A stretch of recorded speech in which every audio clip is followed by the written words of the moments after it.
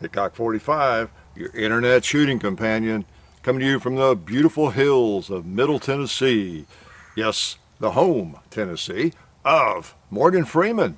Hey, Dolly Parton, Greg Allman, and all sorts of people. Threw in a couple of new ones there, didn't I? You didn't know they were from Tennessee originally. Yeah. Anyway, here I am in the woods, and John's out of town. He's in Hawaii. You may have known that. He's visiting a friend of his who is stationed out there, an old friend of his from high school. So he's far away, for a couple of weeks. And I've been catching up on some things, and I thought, you know what? I keep saying I'm going to do these more often, keep them a little shorter. So instead of waiting a month, it's been, half a month or more. So I thought I would just talk to you a little bit, okay? Plus, there are a couple of things I wanted to talk to you about anyway, okay? They were urgent. Well, not really, but I thought, I need to mention that sometime. Yeah, and I'll talk a little bit about this python. You might have seen it on Instagram. So here I am. What am I going to talk? Well, first of all, we have a meet and greet, and I posted an announcement about that, as we do. I'm supposed to take those down. I forget to do it. Well, not supposed to, but we mean to take them down if we do that. I probably have a couple in there that I need to take down. But we usually do a quick little meet and greet announcement, which you just saw probably today, yesterday, or sometime soon, about a week before we do one. And anyway, I'll remind you in this in case you missed that. But if you missed that, you're probably missing this and not seeing me or hearing me. Yeah. But it's this Saturday, July the 20th, from 1 to 3 at Nashville Gun and Knife in Nashville. Okay. Not off of Highway 70. I think it's Old Harding Road or something. Look up the website. It's Nashville Gun and Knife. And now they early on had the wrong time on their website. They have from 12 to 2, but it's actually 1 to 3, whatever it says on their website. Okay, 1 to 3. They've probably corrected that by now. But we will be there from 1 to 3, and you had better be there too. Okay, we don't do many meet and greets, as I said. In fact, go look at that video meet and greet announcement, because it's just been posted like recently, today or yesterday or something. So I can quit talking about it. Okay. But we get a lot of help from all the gun shops around Nashville, many of them, and we appreciate all the gun shops in Middle Tennessee. We're really lucky. It's a great place to live if you're a shooter. It really is. So anyway, got that. Another thing that keeps coming up I wanted to mention, I think everybody who has an internet connection has written me from New Zealand about how, the problems they're having there, of course, the gun banners, is they have been using some of our footage, in the news programs, I don't know, to further their calls, their anti-gun calls or whatever. I think showing me shooting a M16 or something maybe. Many folks have sent me the link to that, and from here and New Zealand, of course. And I understand how that happens. That has happened for many years. I'll get, not once a week, but it's pretty often, at least once a month. Someone will send me a link where they're using a piece of one of our videos in a news story or clip somewhere in this country or around the world to, I guess they think they're showing how evil guns are. It's like when I look at it, I say, okay, what's the point? Yeah, that's cool. I'd like one of those. That's fun. Yeah, here's this guy shooting on his range with whatever it is, a bolt action or a full automatic or a semi-automatic or a Glock or whatever he's shooting. Yeah, hey, pretty cool. So I guess with their story, they make it seem evil somehow. Probably all they're doing is enticing people, teasing people. People that see that, at least a lot of people see it and think, that's pretty cool, man. Where is that? Who is that? Can you actually do that in America? In Tennessee? You can actually fire those guns like that? So they might be actually selling guns. But anyway, I know about it. I just don't know. We don't ever give permission for that. That is a question that comes up all the time. Do you give permission? Heck no, we don't give permission. We don't really give permission. It's extremely rare we give permission for anybody to use our content. We get a lot of requests for that too, the various things. Some of it we're just not sure where it's going to end up and what they're going to do with it exactly. And, and they're going to pay us $50 or $100. We don't want to get into that. We don't care. We don't, we just, just do your own content, create your own content. That's kind of the way we look at it. So I wanted to mention that. I do know about it. and there's not much I can do, but I can't run all those down. And I know that the people that see that in their country or in their state or in their city, they get mad and they wish that I would maybe come forward and sue them, sue their socks off for using that without permission. Well, I'd be bankrupt if I tried to run that stuff down, wouldn't be doing videos. So we just don't pay much attention to it. It's just more anti-gun propaganda. It's just going to be there, So anyway, the other thing that has come up a lot more is it kind of has come up for a couple of years pretty often, and more lately is this issue of notifications. I mean, I can't tell you how many people write me or make comments on videos and or on Facebook or whatever, how they're not getting notified of our videos, or they're getting unsubscribed, or they're not getting suggested videos.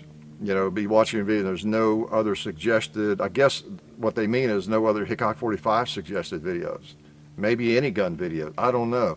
So it's a weird thing happening, and I don't know. I'm not going to just throw a blanket and blame Google or YouTube, but it does seem odd that there's so much of that, and so many of you are commenting to that effect.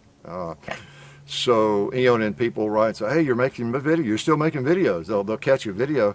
It's like they didn't know we're even still making videos. I guess because they're not getting suggested videos, or they're not getting notifications. So all those comments make sense if that's what's happening. So all I can say is I think you need to, and I see a lot of other YouTubers, they recommend in every video, they remind you. We tend not to do that, but because we've never gotten into that, like asking for subscribers or begging for subscribers, all that kind of thing. We've just always had the attitude that if people like what you're doing, they'll come back and watch, and they'll subscribe. So, but apparently that's not enough. You got to click the bell, I guess, every time you watch a video, or else you will not get notified. And maybe it even affects the suggested videos. Like if you're not resubscribing or clicking the bell to remind YouTube, you want to be reminded when we post a video. Maybe not only do you not get reminded or notified, maybe other videos that we have that are new or on that same topic, that same firearm or something, are not being suggested. So I'm not sure how all that works, but I can also see how that would be an easy way to, I don't know, I guess shadow ban would be the wrong word for it, but how you could control, if you wanted to, how many people see gun videos, or how many gun videos get exposure, I guess. I don't know. But anyway, I guess click the bell and be aware. We post 2 or 3 videos every single week and have like clockwork for 10 years. So go to the home channel and see what the recent videos are. That's what I do. I never rely on, in fact, I don't get notified all the time either. I just think about, okay, I wonder what so-and-so is doing, or 22 Plinks, or whoever, and it could be on other topics. And I just look for their name. I go to their name, go to their channel, and click recent videos is what I do. And because I like to see anyway, what have they been doing recently? Maybe I do sort of keep up with them pretty well. But if I go to the recent videos, I see their last 10 or 20 videos, and I say, oh man, there's what I missed. That's just the way I've always done it. But I have discovered a lot of people don't do things the way I do. Is that a surprise? Actually, it's sort of been that way my entire life, I think. I think I've always done things a little bit different, And it's not because I'm a hipster. Do I look like a hipster? Okay, I know it's an overused term, but I am pretty sure I've never done things differently just to be different. It's just that I kind of think about things and look at it and evaluate it, and not to be obnoxious about what someone else is doing. They may be doing something pretty cool, but maybe I want to do it differently. I was that way with all the various jobs and companies I worked for, teams I played on, you name it, whatever I've done. My approach has always been, okay, figure out, how this, because I've been the new guy a lot of times, and not to pat myself on the back, but I have excelled in a lot of different companies and education settings and everything. But I just look at what other people are doing, and I've never been a genius or anything, and I figure out what the accepted way is to do something. What works. You know, kind of what seems to work. Okay, people are getting this done, or who are the effective people, and you know, how's this done right? You know, if I want to do things right, I want to learn as quickly as I can. You know, ask a lot of questions and get to doing it the way the smart people seem to be doing it. You know, that sort of thing. And then when I get comfortable with that and say, yeah, okay, this is working, I kind of figured this out, yeah, and not be the obnoxious new guy that's, why are you doing it that way? You know, and you know, isn't that pathetic when people do that? Come in right away, where they know best. But then I gradually, I evaluate it and figure out, I kind of think I'd rather do it this way. That would be effective too, you know, and not to bash the people doing it another way or the standard, whatever, you know, but just maybe carve a new path a little bit, and you know, but not before I figure out how to do it the accepted way, you know, kind of figure out the box, you know, and then maybe think outside the box a little bit, because until you really know, you know, how things are kind of done, you don't really get it. How'd I get off on that? No, I don't know. Oh, I know, just pointing out how weird I am and how I do things differently, okay? Maybe it's because I've always been different, you think? Oh, and then one other thing too, before we move on, you won't hear me talking about the NRA much, but I just want to remind people, that's something I see. I still see comments when we post a video that has the NRA plug, like, oh, thought you had given up on the NRA or whatever, you know. Well, yeah, you missed a couple of vlogs, didn't you? You missed the NRA announcement. You missed the last Shooting the Breeze, was I think 37. And we can include this one in that group, okay? Yes, you will see plugs for the NRA because we have several videos where there will be a plug that we have not posted yet. And we're not going to go back and try to edit that out and screw up the video. It's not worth it. It's not like we were promoting Adolf Hitler or something, and oh my gosh, we got to get that out of there, you know. It was, you know, it's just the way it is, you know. If we any sponsor that we would lose or whatever, part company with or just whatever, you know, it's just the way it goes. At some point, you know, all things begin and all things end somewhere, you know. We've just been fortunate that with our sponsors, they hang with us and we hang with them, you know.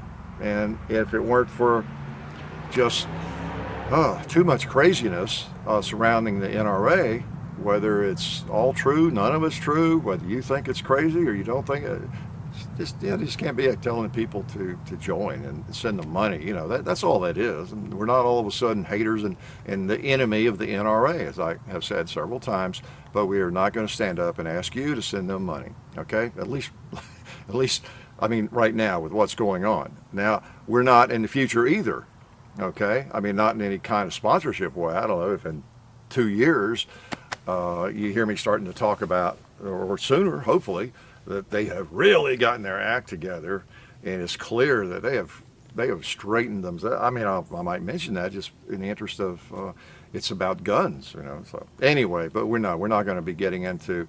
We will accept. I mean, you hate to say never, but our opinion, our position right now is we will never accept sponsorship from a gun rights organization again, okay? That doesn't mean we might not, you know, obviously we'll go to the meeting. I look forward to the NRA meeting in Nashville this year. That'd be great. And, well, this year, next spring, okay, in 2020. I look forward to that, and I can't imagine not going to that, the biggest gun show in the world. And but anyway, just want to mention that again. Yes, you will see videos. Please tell people, remind them, okay? You will see the plug for a while, okay? And, you know, speaking of sponsors, as I mentioned somewhere, you know, we've got SDI stepped up, as you've seen, at least in one video. No matter what changes, it takes a while for it to trickle out, doesn't it?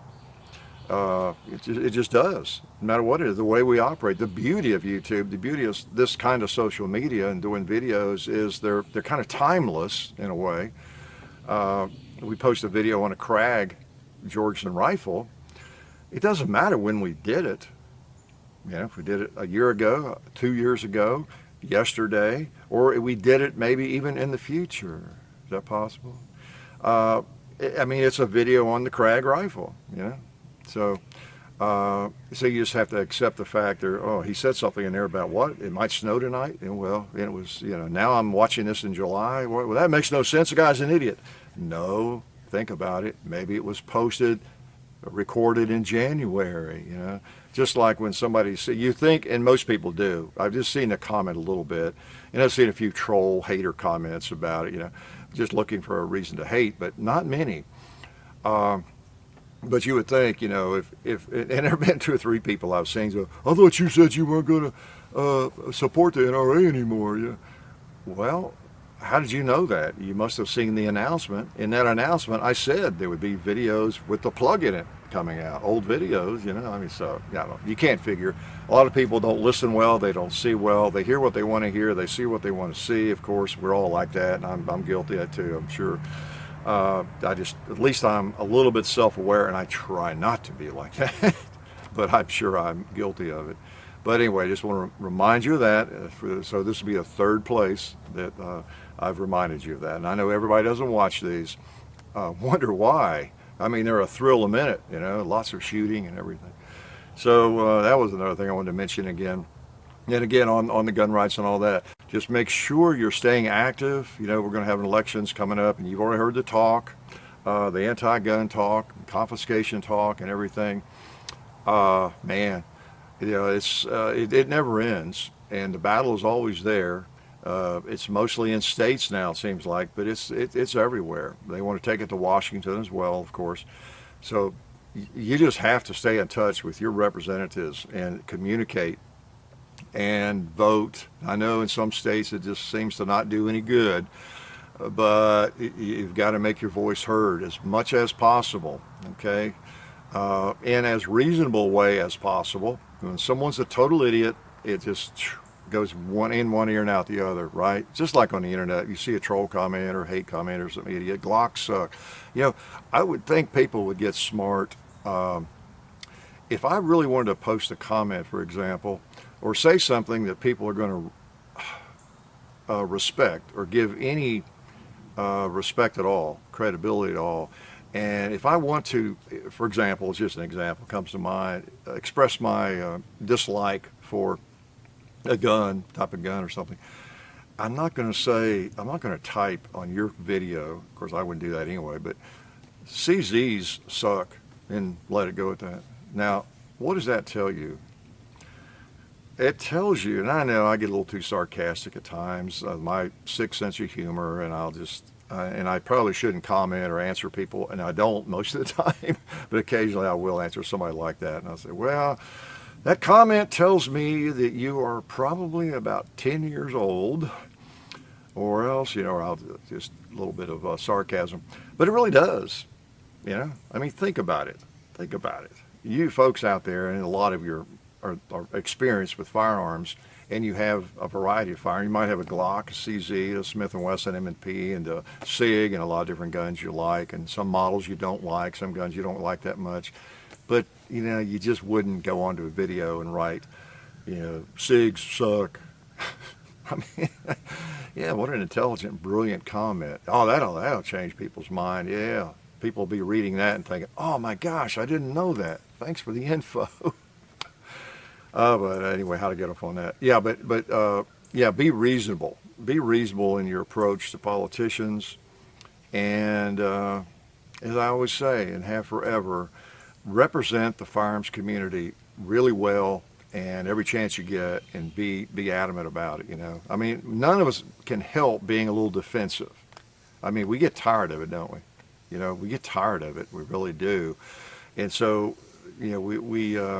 we have a desire maybe to be a little obnoxious about it at times. Maybe we need to sometimes, and I know you might have seen my Facebook posting recently. I get that way a little bit. I was meeting 10 Outdoors 9 for breakfast. They called and said, hey, you guys want to have breakfast some more? Yeah, well, how about Loveless's Cafe, which is kind of a famous little place out in Williamson County near me. Yeah, I haven't eaten there in a long time, maybe 20 years or something. And they're kind of famous for breakfast and all that. So I go out there, and they've got a little complex with a little gift shop and some kind of 2 or 3 shops out back and around. We got there a little early and was walking around, and every shop, no firearms, big firearm with a cross. So you saw that, many of you. And on the main door of the restaurant, it was like, wow, you better not have a firearm in this place. And of course I had one, in my pocket. And same old question, what do I do? You know, and yeah, well, I put it back in the car, took my chances on that particular day, and but it just rubbed me the wrong way. And I'm not going to get into whether you should keep it on you or not. And you got the issue of whether the signs are legitimate or not, and all those kinds of things. And believe me, I take care of myself. but that's another debate, of course, and topic. But it's just like it's like a slap in the face. I mean, I don't want to equate it with racism and other really serious issues that have been a part of our history and that kind of thing. But it does give you some sympathy. When you walk up and people, they don't want you in their establishment because of something you value, something that you do, something you carry that you don't think anything about. And so many people are the same way, you know. My gosh, how many carry permits are there just in Tennessee now? I've lost count in the country, you know. And you walk into a restaurant is not a daycare center. It's not a federal building or anything. It's strictly the owner's, prerogative. And so that owner doesn't trust you with your gun in that place, you know. Whereas even the government trusts us in almost anywhere, you know, in Tennessee, you know, almost with our firearms. And it's so incredibly rare that there's ever any kind of incident. Those people who have the carry permit and have it legally, I mean, they're almost non-existent. So what does that tell you? Like there's just virtually no problems with people that have carry permits and they're carrying a gun legally in their pocket or on their belt or whatever it is. Not even accidents. Obviously they're not robbing the place. It just virtually doesn't happen anywhere. And yet you won't let me in your building. So I just hit it up, posted it on Facebook. You know, there's people that I don't follow once I post something for very long, but I know there were some people that really took issue with me doing that. You know, it's their right, and I said that. You know, it is their right, of course. Just like it's our right not to go in, whatever. I don't know. I just feel like, and I've done that. You've seen that a few times from me on Facebook. Okay. That's your attitude, then let's make sure everybody knows your attitude here. I mean, you know, I'm being a little maybe sarcastic, but hey, I'm just broadcasting your position. Hey, you should thank me. You might even want to pay me for doing that, putting it out where more people know what you think about people carrying firearms. Hey, it's a public service, you know. So anyway, that's just the way it goes. But anyway, stay active. Got to let people know.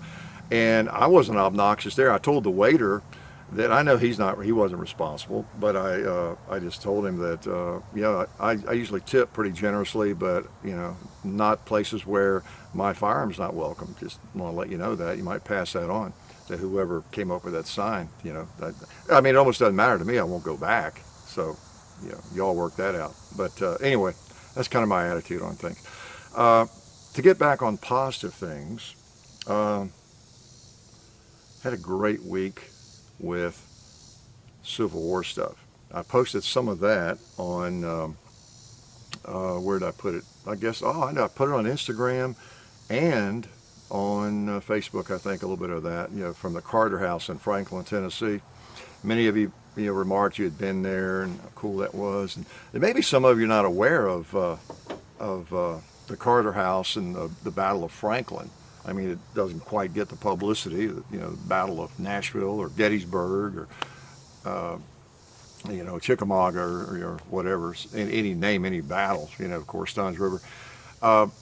Mainly it happened that one afternoon kind of deal in the evening, and, and then we went on to the Battle of Nashville, but, it was a horrific thing, horrific event for 4 or 5 hours. And there's something cool, yeah, really, not if you were there, right? But visiting battlefields, a lot of you do that. You find it fascinating, just like I do. And there's something about the Battle of Franklin, especially, Fort Donelson, because I've always gone up there a lot. It's not that far from me. And I kind of thinking about what that was. Why is it that I like that I like visiting those places even more than going to like Shiloh, which I've been to, or Chickamauga, those kind of things. On both of those battles, it took place in a big area, but it's kind of a defined area, more defined. It's not just a bunch of roving fields with some monuments stuck here and there, and you figure, okay, so you don't know what the heck happened, of course, unless you do a lot of study and reading on who was here and who fired upon whom and kind of thing. You actually have the structure there in the Battle of Franklin, like a lot of others, but you have that house and farm, and the buildings and the house are pretty much intact, and just as they were in 1864. Yes, it was the end of November. And the bullet holes in the wall, you saw from the pictures I posted, the mini ball bullets, and some of it might have been shrapnel, but mostly I think they were mini balls. And by that time in the war, most of them were probably 58 caliber, because I think both sides, for the most part, had the Springfield and the Enfields by that time. But most of those holes I think you see are from the south side, so they would have been from the Confederates firing, northward into that wall it was actually the office building. It looks kind of like a smokehouse. I posted a picture from the inside and the outside, all the holes. And it just always has fascinated me, seeing that. And there's a cannonball hole in the house. They just put wire over it to keep the birds out, and patched it up a little bit. And then there's holes, in the house, a few. Some went into the house, into the furniture. And there's evidence of that, of course. Blood on the floor there, especially in Carnton, which is a kind of a part of that, where it was the Confederate hospital. We went over there again, and the blood stains are all over the floor where they did the surgery, and took a lot of folks in there to work on them. And I don't know, it just really brings it home. This is the house, like the Carnton plantation house, and this is the Carter house. This is where the shooting took place and what the people did who lived there. And here are the holes in the wall, and wow, so it's just a very interesting visit if you're ever in Franklin, Tennessee. Somehow just, things are random in life, and I taught school my first stint in the 70s out there just a few blocks south of the Carter House. It was BGA, Battleground Academy. I wonder why they called it that. It was an old school. It started in 1889. And it was an all-boys school for a long, even when I taught there in the 70s, it still was. And it had been a boarding school and everything. It was a college prep school, my first job out of college. And, kids used to find mini balls out on the football field, when they'd be working on it in the spring, different things. So the battle was right there, very intense, thousands of soldiers, casualties. And so anyway, and then I ended up, my second stint teaching in Nashville was right in an area where part of the Battle of Nashville took place. It was so interesting. And that was not because I was some crazy Civil War buff. I actually got more interested in that in recent years. But anyway, I find that, I have some of the firearms and originals. You've seen me shoot them. And it's just fascinating to me that it took place right here. And the evidence is still here. I've got some of the firearms that, from those days, and still fire them. And so if you're a firearms enthusiast, I guess it's just natural that you'd find that interesting. How long am I? I don't even know what time it is. I didn't check. But anyway, that was a lot of fun, hot days. But I always liked touring those places. Well, one thing I brought, I've had these, and I've got a lot more at the house. Back on the gun rights issue. Whatever you do with gun rights, speaking of that, whatever organization you feel like is doing the most good, I do worry a little bit that it's become almost like a religion with some people in terms of this group versus that group, and it's really, I don't know, some of it doesn't pass the smell test. You ever be that way about something, or is that your senses kind of go up? It's just, there's an unnatural, with some things there just becomes an unnatural fervor for something or against something. My antennae go up on that kind of thing. I don't care what it is.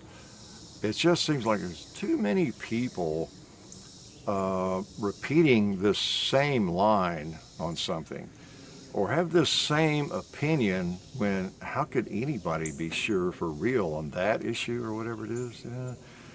So I don't know, just food for thought. Always be aware of that. When too many people seem way too sure about something and too fervent about it, that just makes my antenna go up a little bit. I'm always a little suspicious of that. But speaking of various groups, whatever, and I support them all, but one of the common criticisms is the mail you get. And I've talked about in Shooting the Breezes, I think, about the direct mail and how it reaps more than it sows. I mean, you get more money back no matter how many of these things you send out, okay?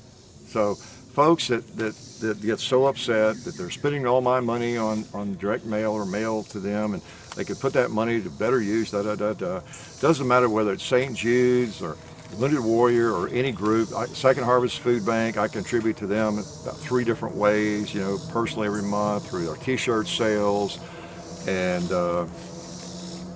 what else? The third thing, but I contribute to them, and so I get a lot from them. You get a lot from all of these, and I just brought this. This is Second Amendment Foundation. I don't think I brought these out yet, and these are all Second Amendment Foundation and Gun Owners of America. I'm life members in them.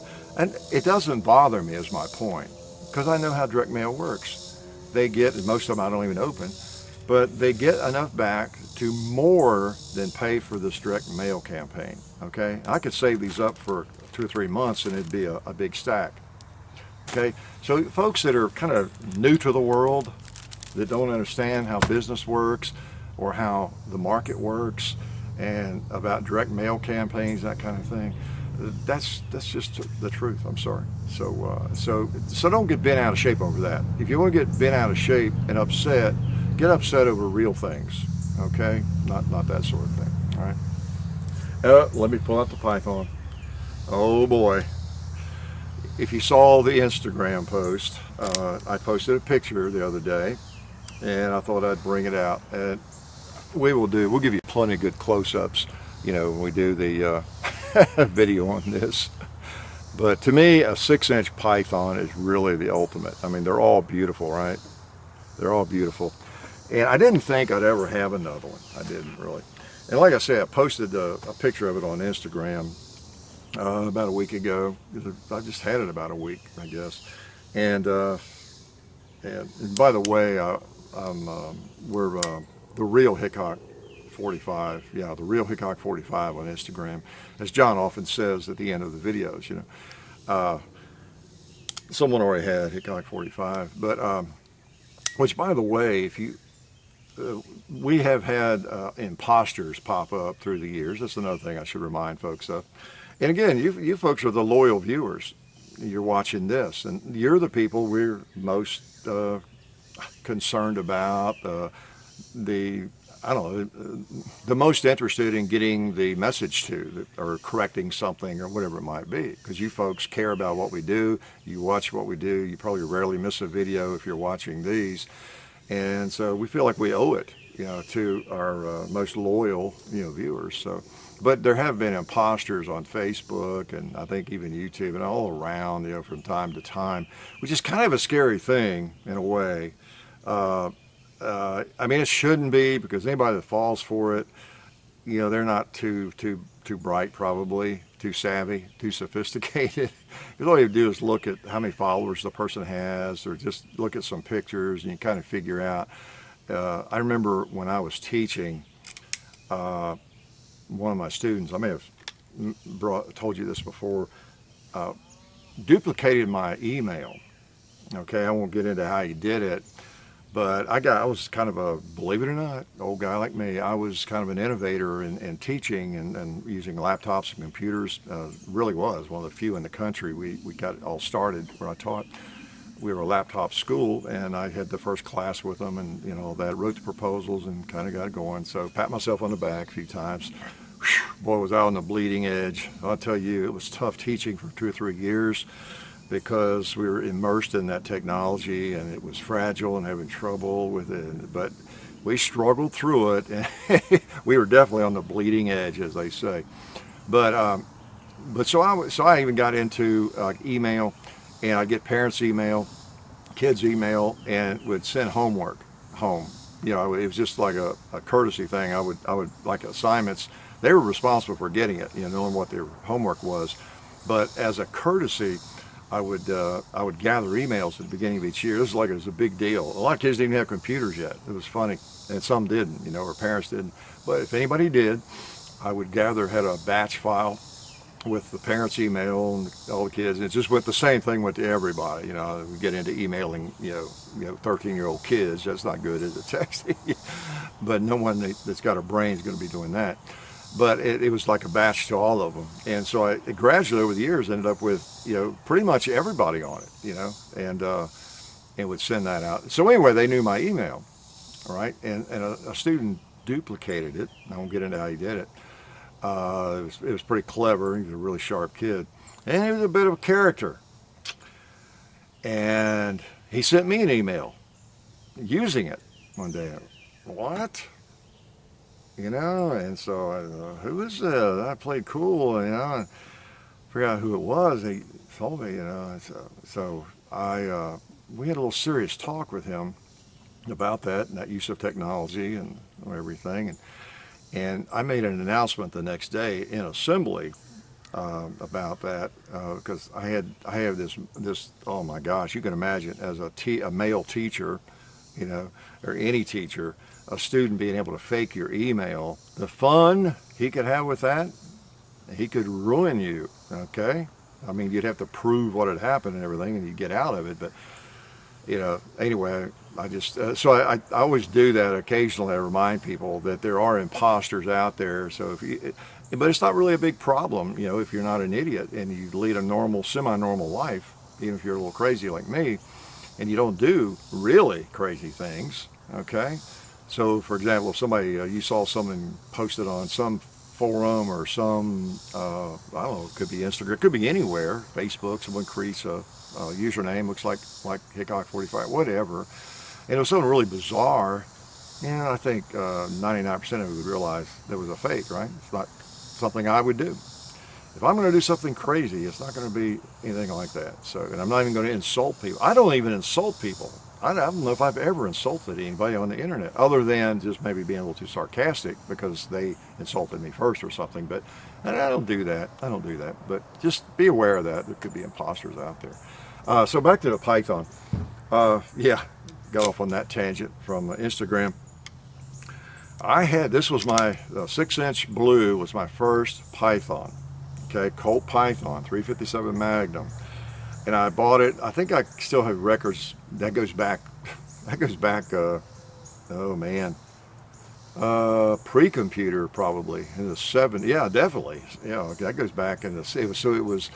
I don't know about you, but I can pinpoint if I don't have clear records by remembering where I lived at the time, because I know I had my Python and my Model 29, the 8 3/8, when I lived in the apartment in Franklin, Tennessee, and I built my first house in 75, and so I was only in that apartment a couple of years. So it was either 74, well, it would have been 74, yeah, it wasn't the first year out there, so it would, and 75 I moved down, so it was either 74 or early 75. I think it was 74. I remember having the Python in that townhouse apartment for a good while. So the same year I bought the 29, probably, I guess. Yeah, it had to be. And but I didn't really have it. I traded it, I think, late in the 70s. Maybe 1980, I don't know. And I've always regretted it. Bought the thing for $250. Came with a really nice holster. Okay, does that make you sick? And it was a beautiful 6-inch, just like this one. And then I had three others over the years, trade in and out. And I never did like the cylinder latch or the grip as much as the Smith & Wesson. You've heard me say that many times. That's the reason I didn't have one. You know, I preferred the Smith. I could have traded into one again if I really wanted one, even though they've gotten really expensive.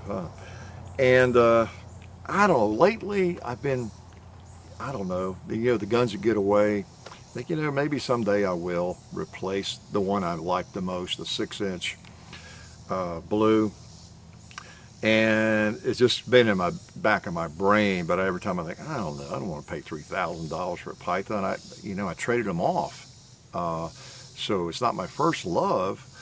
Then I think, well, I've got some pretty good money in like a Colt single action, or some of the antiques I have. If I really wanted one, I could just not, trade a Colt or do something. If I really wanted one, Colt single action or something. So anyway, it's been back in my mind. And when we got that, what's it called? Not the King Cobra. We did the King Cobra, but the Diamondback. Yeah, it'll come to me. The Colt Diamondback in 22 recently. You've seen that video, I hope. Every time I had that in my hand, I thought, wow, it's so much like the Python, and I like that gun. And it really reminded me the Python and how maybe, I might need a Python. I might be correct. I might need to replace my Python. Well, wouldn't you know it, I go to Chattanooga to the gun show last weekend, was it? Or the weekend before, whenever it was. And, the first row, there's a guy that he's older than I am, and he had been collecting these things, and he said he had a wall full of them in his shop when he was, in the 70s and everything, 80s. And this was one he bought new in 81, he said, and he hadn't fired it. And it seemed to be unfired, other than maybe of the factory. And there's a little bit of a line formed on it, but that's from me turning it, because I'm going to shoot it. So I've not hesitated to maybe cock it and mess with it some. But it had no line at all when I bought it. But I'm going to shoot it. I'm too old to save it, And so anyway, I looked at it. He had a couple, and oh man, don't tell me that. And his were priced right. They were very fair, and he was just gradually letting them go. And I talked him down 200 even for what he had. And so I traded with him, and I've got a Python again. Okay, so, and I'm really glad, I'm really happy that I did it. Okay, I have not fired it yet. I thought I'd wait till John maybe gets back and we'll fire it together. First time, I don't know. Well, we had the 4-inch we did a video on, but to me the 6-inch is primo. It just really is, and in blue. I know the shiny stainless or the nickel are really cool looking and everything, but I still just like the blue version myself.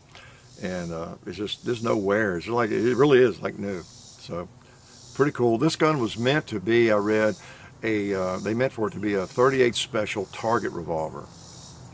And they really did. And it's not built as beefy like as a Model 27 Smith & Wesson or even an L-frame Smith & Wesson. The forcing cone, the back of the barrel, it's not real beefy. And if you fire like a steady diet of hot 357 Magnums, it's not good for it. The timing is more sensitive on a Python. As smooth as they are and as much handwork that's in them, they're kind of like a Swiss watch, just really hot I would not advise, just getting one of these to shoot a lot of hot Magnums in it. Their timing is probably going to get off, and not just anybody can get that back for you. And you might even split the forcing cone, I don't know. So I'm not going to shoot really hot stuff in it. I don't need to do that. I've got firearms I can do that with, So I really do see it as just a beautiful piece of craftsmanship and kind of a target firearm. So yeah, I'm just really glad to have it back. I've always thought they were the sexiest gun ever made, possibly. It's just that they didn't feel as good as a Smith grip-wise. And I was kind of competing with revolvers at the time too. And that Smith grip was just important to me, and shoving forward to open that cylinder and reload it was faster and that kind of thing. So, I just that was, my values were just a little bit different at that time. So, beautiful gun anyway. So don't be too envious. We'll shoot it for you, okay? We will shoot it for you. All right. Guns like this. I really like a cool polymer pistol that shoots well. I've got one in my pocket right now, giant ant crawling on me. You want to see it? And I enjoy those competition guns we get occasionally, like the CZ, the Evo or the Shadow 2. We've done, I don't know if you've seen it yet, the Walther Q5 match, and hey, P365 is hot. We're going to, what do I have coming? The SIG X5 Legion, okay, is going to be coming. Okay, kind of an interesting new firearm from SIG, and it's in that same category, kind of a production competition firearm. Those are fun because they feel so good. You can shoot them so fast. Obviously, that's why they're popular, and they're made for production class, I guess, and mainly, and USPSA and that sort of thing. Those are great fun. But I still, man, the beauty of these things, the wood and the steel, and the history, it's just special, you know. And you know how I feel about these firearms. I make it pretty clear in a lot of videos. I've shot those other firearms. I shot a compensated 38 Super in competition for about a year or two. At the same time I was shooting these in competition, or revolvers, and stock 1911s and that thing too, that sort of thing as well. But I shot open class as well with one of those things, and a hot shotgun. Didn't have a scope on it like a lot of people did, but red dot or anything. So I shot that stuff. I like the polymer stuff, as you know, and I hold my own with most people with that stuff, and I've got a lot of it. But so you know, I'm a jack of all trades. I like all these firearms. They're it's like I've said, you know, I'm the Hugh Hefner of firearms. You know, hey, just because it's a redhead or a blonde or a brunette, yeah. Yeah, I'm not going to discriminate. They're all nice, right? So, I'd be careful now. You know, that's what yakking unedited, right? But anyway, it's a wonderful gun, and I was glad to be able to trade into it. And again, as I said in the last, I think the last Shooting the Breeze. Please, if don't let me entice you enough into firearms to go in debt to buy a firearm.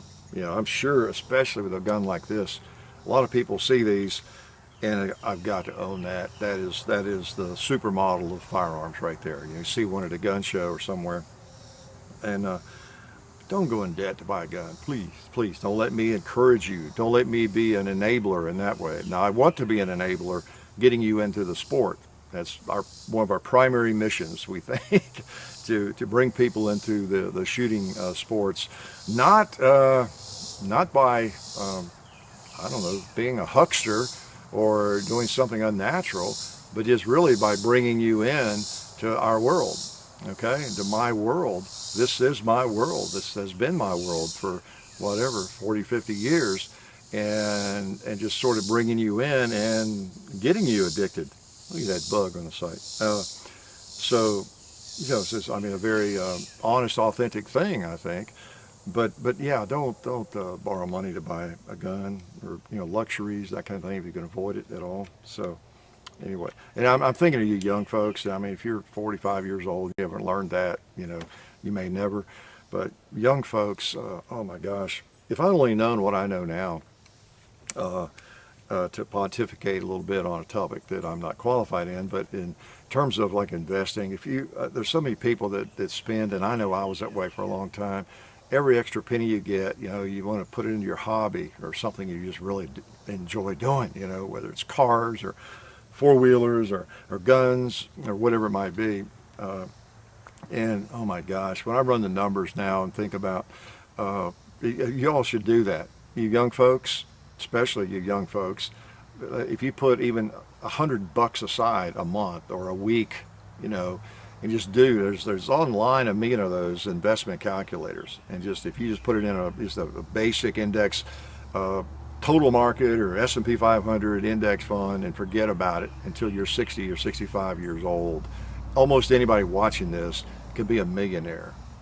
Well, I don't know about anybody watching this, anybody that's got any income at a reasonable level at all, okay, because of the compounding interest.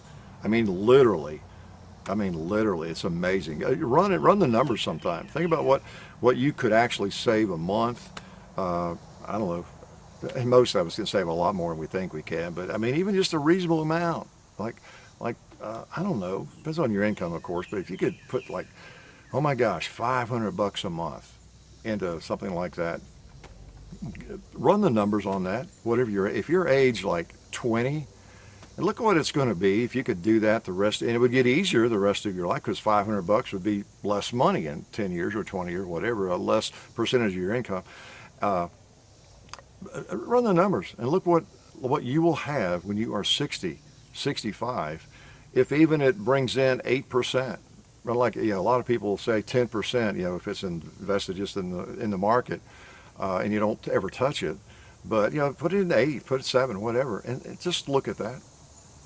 And it'll make you think a whole lot more differently about whatever that little pretty doodad you'd like to spend money that you don't have yet for, or money you do have just enough to do it. So anyway, we talk about firearms being investments, and some are, but for the most part, they hold their value pretty well. So, and some of them actually appreciate, but nothing like, like the market or something like that. So anyway, I am not an investment advisor, so a little disclaimer there. But anyway, I feel guilty sometimes because I know we have 1,800 videos up, and a lot of gun porn, as people call it, and they can actually sway you sometimes into probably spending money you shouldn't spend. So anyway, we've all done it though. We've all done it. No doubt about it. And that's one reason I don't have a Python. I get accused of not being able to relate to people that have to buy a High Point or that sort of thing, because I must be a millionaire or something. Well, I'm not really a millionaire. I mean, I should have some wealth built up, as old as I am. If I don't, what did I do wrong? I made some really bad choices. If I'm deeply in debt at my age, right? But what I was going to get at? Oh yeah, the reason that we all have so many guns we've traded off, a lot of it is not just that, like I was talking about the Python. If I had had a higher income through my years, and at times I did when I was in sales and marketing, but when I was teaching, I didn't have a high income. But through a lot of my career, I've always had a comfortable income. But I couldn't just go buy another gun. I needed to trade so often. You couldn't just buy another gun. If I wanted a new gun or a particular model, I needed to look at whatever I had, my collection. Say I have 7 firearms or 8. I do the triage thing, like y'all can relate to, right? Oh man, I hate to give up one of my guns, but I really want that 1911. If I could afford that, I got some money, but I see. Maybe I'll just trade that gun. I don't shoot it very much. It's kind of neat. The noose is worn off. I think I'd rather have that new gun than that gun in my collection. So you trade. You have to. And a few years later, you kind of miss that. That's just a matter of reality. That's what it is. It's not so much you decided you hated a lot of firearms that got away from you. You can't afford to buy them all, right? I mean, some people can, but I was never in that position. So I can relate to that. But anyway, the Python, beautiful gun, and I really enjoy it. I will enjoy it. I have enjoyed them in the past. I definitely have. I don't know what else to talk about. We've got guns coming in.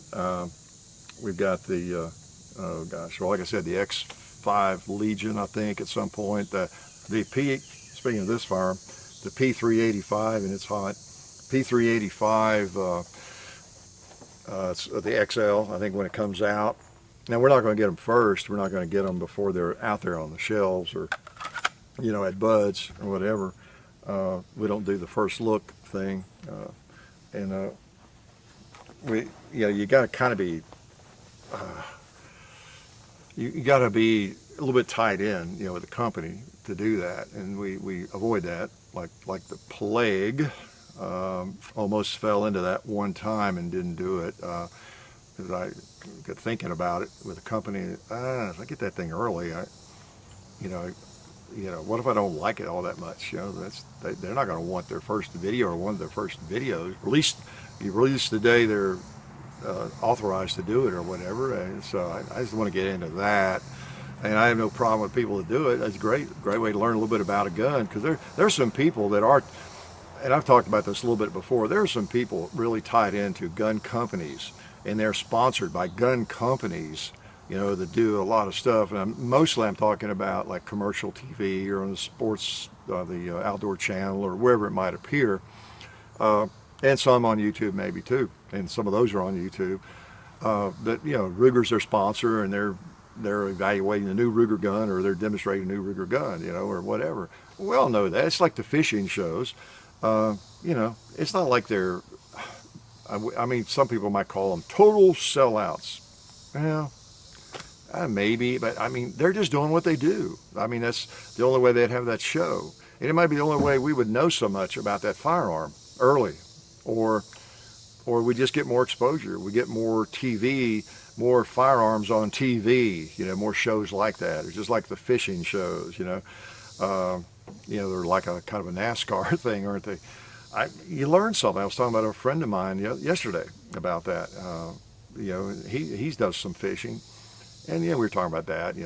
It's like a NASCAR jacket with all those things on it, and they're using this kind of lure and that kind of boat and this kind of everything else. The cooler is probably, everything is sponsored. That's why they have everything they have, in it. And but you learn a lot about fishing. They're making money. They're making probably a good living because of that. And they're probably a professional fisherman. Well, they are. They're on TV. If you're getting paid to do something, you're professional, right? I mean, we're professional, I guess, in some ways. But, so you learn a lot about fishing, And I think everybody's smart enough to realize that component of commercialism, and, probably a little envious, but it's just kind of the way the world works in a lot of ways. And as I've said, we're very, very fortunate that we've been able to avoid that pretty much entirely through the years, partly because we started this as just a hobby, doing the videos, and I was working for the first 5-6 years we did this. I was still teaching. I wasn't thinking about making money doing this, and then we got big enough that then people were coming to us with different things, and so we could, when we were saying no to a lot of people early on, and so we didn't get tied into that business as some people may be starting a YouTube channel right now, doing something that's starting to grow, and they might be looking for sponsors desperately because they're getting a big audience, pretty good audience already, and they could really generate some income through doing this, and maybe some of those sponsors conflict with what they're doing or something, but hey, so what? I could make a living doing this, and you can't hate somebody too much for that. It just depends on their approach. But we've been very fortunate in that we've been able to stay away from that, and turned a lot of stuff down, and not to pat ourselves on the back, but all the people that support us, there's no conflict. Even the NRA. Now, the only reason some people view that as a conflict is because of the fact it is tied into the gun rights, and maybe we should never have gone there. We talked about it before we did, because I've always been an NRA member, and been almost a hypocrite to say, nope, can't take any help from you. So I wasn't planning to go anywhere away from the NRA, and said, well, why not? There'd be people who don't like the NRA. Haters are going to hate them, and the lovers are going to love them, or whatever. So we did that, entered that, but things just got a little too crazy, so we'll see how that comes out. But anyway, we're our supporters. There's no conflict, any of them really. The beauty of it is, again, some of our even Ballistol is a kind of a sponsor now, and like Talon grips. The beauty of that is, those are things I have used, like Ballistol, since year 2000, I guess, either 99 or 2000. I mean, so that's just a wonderful thing. All my guns, are Ballistol, and have been for, probably 15 years, I guess, long before we were doing videos. And the same with Talon grips, just right from the very beginning, I tried those and all that. So it's a wonderful thing. We might have an additional sponsor come on board that's going to be very interesting. We'll see. totally, well, sort of unrelated to the firearms world, which is something we really like about it. But we'll see. We think it's coming. It's just some interesting communication. We got to get things finalized, and we'll see. And you'll know if it happens. So, But anyway, we've been really lucky, and we owe you guys a lot. Gal, when I say guys, I'm from northern Kentucky, just far enough north to where guys was sort of common gender, But when I say guys, and like a lot of people, I mean everybody. We really value the gals that watch, and a lot of you do, because I hear from you, and I see you around, and it's one thing that I take a lot of pride in. That a fair amount. I know the demographics are not a gigantic percentage. It's not like 50-50 or anything, but of the women who do, that we see at meet and greets and things, we've spoken at 2 or 3 different female shooters functions, put it that way, organizations, and I'm going to one in October. I think it's Second Amendment Sisterhood, I believe it's called, and I got to get more information on that. But over in East Tennessee, kind of. But we're just pleased that that you feel we have something to offer you all too, which is a little surprising, but we're just glad you watch. I mean, guns are guns, and learning about firearms, right? So, pretty cool. So I don't know if there's anything else I was going to yak about. Can you believe that? It's only been a couple of weeks, I guess, and here I am yakking this long again, and I didn't check the time, so I have my phone here just to, so I could, but I didn't do it. So I think I did get a lot of things covered, though, that I felt like I needed to say and needed to remind you of, about the notifications and that kind of thing, just the various things, the New Zealand thing and all that, the meet and greet and whatever. And, the one thing about doing YouTube videos that is different from like having a TV program or something is you can never put the word out to everybody. I mean, you would think, well, just do a video and tell your viewers something, that they need to know to understand your program or something. Just do a video on it, or mention it in 5 or 6 videos or whatever. You're still going to miss 50% of them. That's just the way it goes. And that 50% are going to leave crazy comments like, "Why didn't you tell us that?" That's just the nature of it. It's not like a TV program where if you have something on every Friday night, that I think I said in the last Shooting the Breeze, where you see every episode of something, then the only reason you wouldn't know something is if you just forgot, but you just need your memory jogged on something maybe. But yeah, people don't see every video. It's that simple. And so there's no way you can let everybody know anything. You can't. I mean, I could make an announcement. I could, in this video or any video, I could say, by the way, I found a treasure chest with 500,000 in gold, and I'm going to give it away at the corner of whatever, 3rd and Main on Friday afternoon or whatever. Well, there'd be people show up, of course, a lot of people, but it'd be about 1 million people that just wouldn't even know, right? So there's just no way you can get to everybody. That's a little bit of the frustrating part, mostly because it's reflected in the comments or the questions you see online so much. Like, why didn't you tell us that? Or it's kind of like I thought you'd given up on the internet, or you were, not going to take support from the internet. Yeah, so there's just no way. You just have to post your stuff and let it fly. The people who really are the more loyal viewers and really keep up with what you're doing, they'll know. So you only do what you can do and do the best you can, right? So, and again, remind you, you'll see NRA plugs. I think in the next video I post, I don't know, I've got 5 or 6. I don't know how many there are. Where there's the NRA plug. So, yeah, as I was saying, anytime there's a change, it trickles out. It trickles out. We get a new sponsor, a new supporter. You'll start seeing it occasionally, and we tell them that, of course. That's just the way it works. And then gradually more and more. And then eventually in every video, or almost every video. It's just the way it is. So anyway, talked too much again and said a lot of irrelevant things, I'm sure. As I sit here, by the way, this is my my Kawasaki Mule. I did not have one of these things. I've lived here, for 32 years, I guess. Well, winter of 33 years, I guess now. And I've always gotten by with a pickup truck and a tractor and everything. And people ask, why don't you have a four-wheeler? They call them a side-by-side now or something. I always call them a four-wheeler. And I looked at them at times, and there's not much leg room for me, and I don't really need one. They're more expensive than I would have thought anyway, and everything. And I finally did it back. When was it in? It's been almost a year I've had this thing. And obviously I didn't want a racing machine. I wanted just a utility vehicle to bop around the place here.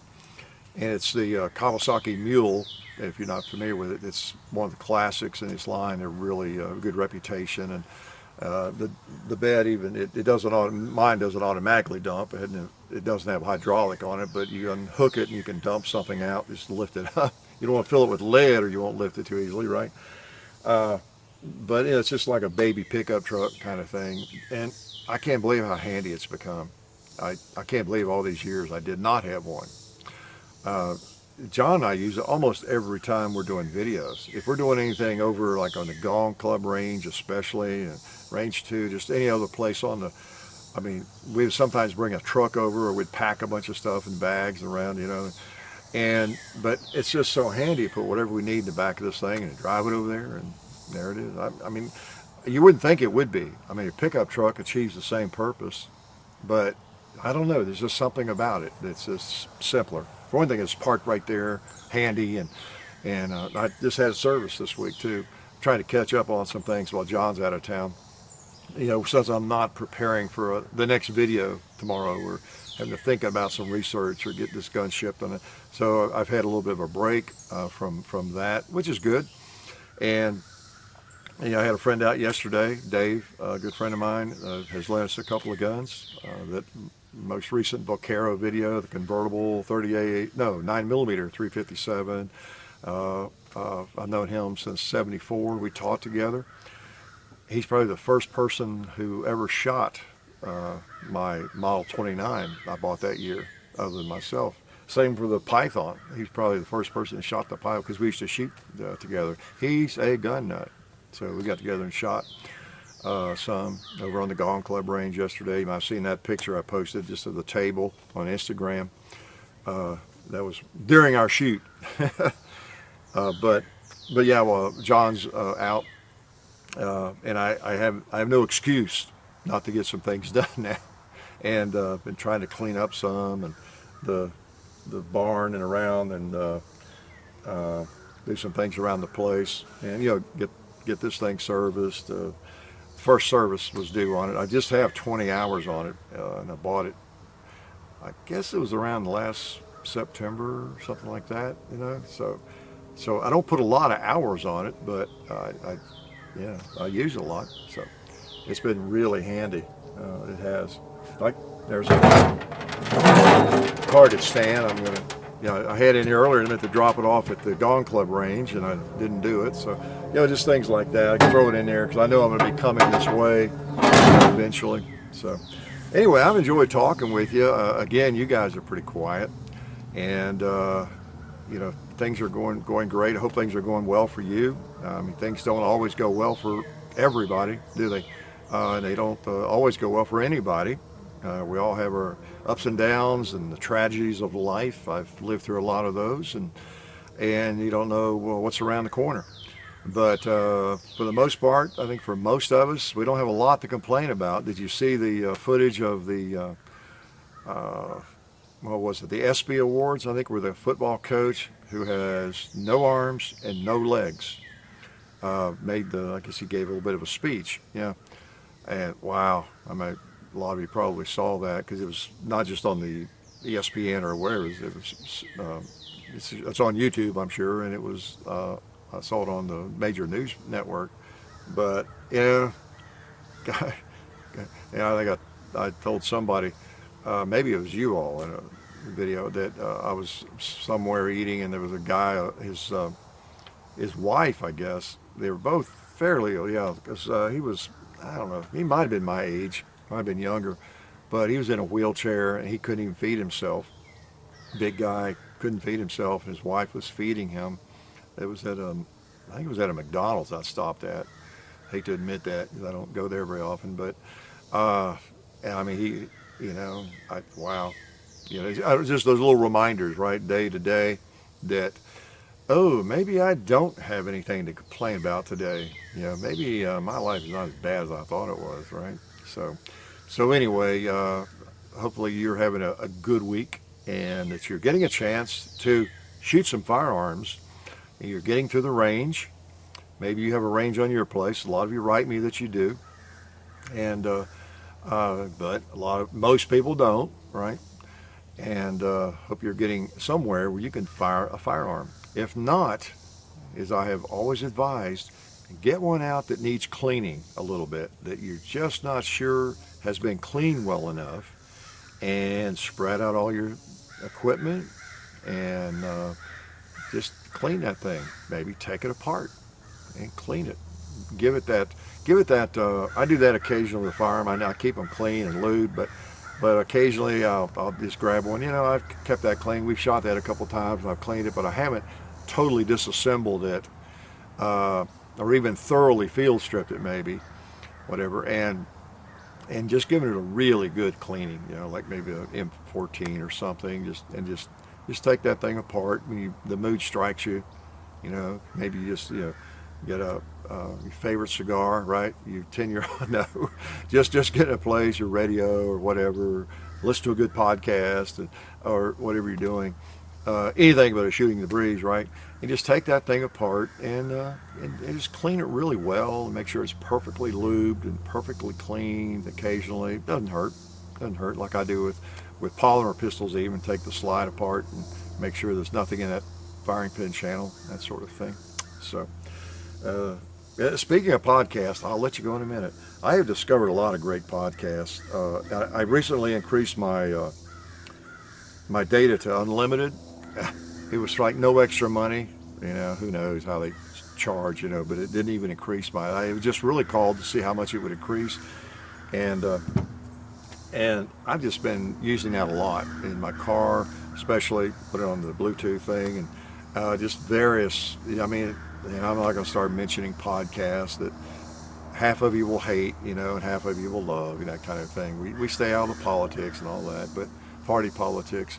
But some of the real thinkers I enjoy, okay, whether you like them or not. Like a Joe Rogan, and even the comedians, people that like oh gosh, can't think of his name now, but even Dr. Phil, who I never really watch, but he has a podcast, and he'll have interesting people on there, and he doesn't do all the talking, they do, and you learn a lot more about whoever's on his show, whether it's Ben Shapiro or Ron White, that's what I was trying to think of, or Joe Rogan, or it could be anybody, but there are some fairly intellectual people now. I will just say that as a group, and you can find them, and some of their names just really bring out the worst in some people, because they pull out a phrase out of context, or some thought that out of context that sounds horrible, but it's really not. If you listen to what they actually said or wrote, and we all know how that goes. So I won't get into who they are, but search around. There are some, and a lot of them interview each other all the time, because there's a group of maybe 10 or 15 people doing podcasts, major podcasts. I think Adam Carolla, does he have one of the biggest? But you got a lot of people like that, whether you like them or not. They'll interview some interesting people, and they interview each other, and and there's some people that are really quite intellectual in their thinking. Just put it that way. So it's if you're just interested in learning about somebody's point of view who actually thinks about things, maybe pretty deeply, and can express it pretty well. You may not agree with everything, But there's a lot of that out there. And so I have kind of been unleashed because of my unlimited data now. I don't have to be at the computer. Uh, uh, to where I may listen to a 2-hour podcast or a 3-hour podcast and drive it around, just stop it wherever I am and get back in the car and listen to it. Or I might be out doing something around here like today, have it in my pocket and be listening to it. You know, it's really cool having unlimited data, I have to say. And there's just some interesting people out there. Once you get away from the mainstream, TV and the news, there really are, because they can say really what they want to say. And many of them don't care who they upset, as you know, who they even offend, because they're good. They know they're going to offend a lot of people, but they also have something to offer, I think, for everybody. So, I don't know, just search around, see what you find, listen to some people. I just recommend you to branch out and see who you can find that you might be surprised at who actually is pretty darn interesting. It might shake up your brain cells a little bit. And I'm not advocating any point of view or politics or anything like that. Just like I say, I lean, I've told you many times, libertarian. Okay? And I guess that's why I have found some really interesting people, a lot of them, because a lot of them are kind of libertarian, kind of at the core, but then they have a different outer peeling, maybe, that it's maybe one's a little more conservative, one's a little more liberal, and that sort of thing. And so, I mean, if you're looking for something to be outraged about, you'll probably get outraged. A lot of people are living to be outraged and offended, but you'll also, I think, find some interesting, talk. And it's kind of like this. It's the casual chatter where I'm just being myself, and that there's something cool about that. I think I've always liked that. I've always liked talk radio from the very beginning of it, just because I don't know, the nature of it of interesting, and it can be very informative. Unlike when I talk at you. But anyway, I got to shut up. Okay. And I will talk to you later. Here, I thought I'd do like a 30-minute segment while, John was out here at the middle of the month or whatever, and I didn't do it. I apologize. And again, I hope to see some of you at the meet and greet this Saturday, July the 20th, from 1 to 3 at Nashville Gun and Knife. Okay? Don't make any excuses. I don't care where you live. If you're in Miami, you're in California, come on in. Drop by. Okay? So I can't tell you how much we appreciate you, and just keep watching. We might shoot a gun again. You never know, right?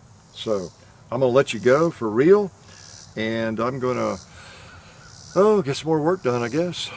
I might even take a shot or two. I don't know. You never know. I've been prone to do that on occasion. Life is good. That's not bad. Oh, hey, just measuring this 15-shot group. Since I've got you here, I want to remind you to check out our friends over at SDI and Talon Grips. SDI is a fully accredited online distance learning program where you can get an associate's degree in firearms technology or become certified in gunsmithing. So check them out at sdi.edu. They also accept GI Bill, so be aware of that. Talon gun grips, you may be aware of those. Dad's been using them for a long time. Essentially a grip tape that goes around the grip of your handgun, just like this, around the grip, and gives you a much better grip, and you're not stuck with basically the grip that comes from the factory on the pistol, because it's not like the old days with 1911s where you just change out the grips. A lot of these more modern handguns don't give you that option, so you have to either just stick with what you got or wrap something around the outside. So check them out if it makes sense for you. And also, don't forget to go to our website, hickok45.com. We have a bunch of stuff over there for you guys to check out. We actually have our videos now on gunstreamer.com, so please check that out. Don't forget about our social media. Don't forget to look in the description also. There's a lot of information there. The description of the video and the website, hickok45.com. But our social media at The Real Hickok45 on Instagram, Hickok45 on Facebook and Twitter. There's John _Hickok45 on Instagram, but you can't guess who that is. What else? I think that's all I was going to tell you guys. Oh yeah, our merchandise. You can find our merchandise at bunkerbranding.com. We have this shirt, at least as I'm making this video, available. and we've got some hats. Just go check it out. It's going to change what we have available at different times. So if you like something, maybe go ahead and jump on it. But the main thing is hickok45.com and support the people who support us whenever it makes sense for you. As always, I really appreciate you guys still watching these videos after so long and so many years. It means so much to us, and it's been such a fun experience. And we appreciate you guys, and see you later.